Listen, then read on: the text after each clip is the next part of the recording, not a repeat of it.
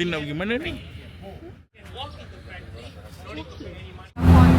Kali ni aku nak bawa korang semua pergi ke Mozi Forest. Keadaan perjalanan dia memang sangat-sangat mencabar. Sebelum ni aku pernah try naik motor tapi tak lepas. So kali ni aku pergi dengan tour guide. Mozi Forest. Dulu dia orang masuk sini. Oh, sekarang sini dia tengah renovate Okey bang. Mozi Forest. Lepas pergi sana ambil. Kita dah sampai Mozi Forest. Akhirnya kita sampai, Mat.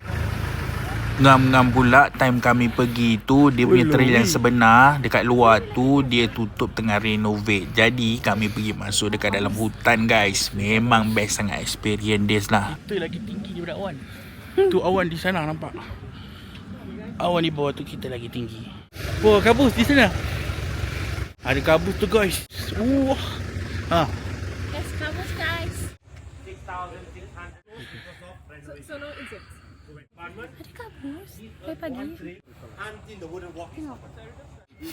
Tengok. Semua naik pakai ni lah geng. Kau pakai biasa punya tak lepas aku rasa geng. Memang best, rasa syok. Memang orang kata kita bersatu dengan alam lah. Kita menikmati keindahan alam semula jadi guys. Korang kena try sekali tau. Betul lah tu, saya setuju.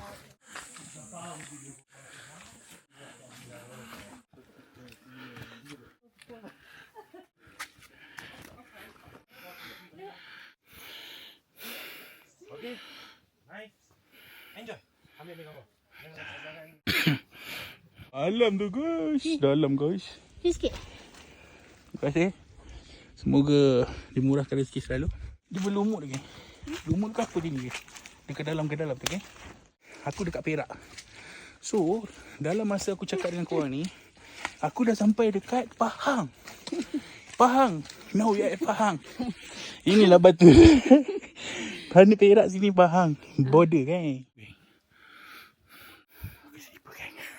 Nak tengok Holiday zaman no. keluar daripada Mozi Forest. Ini tak syawal. Semua ada. Yang ini adalah special. Lepas turun tu, driver akan bawa kita pergi ke ladang Ipoh Palas. Yang paling syok sekali, korang tak payah menampak daripada bawah. Nanti dia terus hantar dekat atas tau. So tak ada apa nak penat jalan. Ini air wajib ni, strawberry. Strawberry wajib. Pemandangan tengah hujan, anak.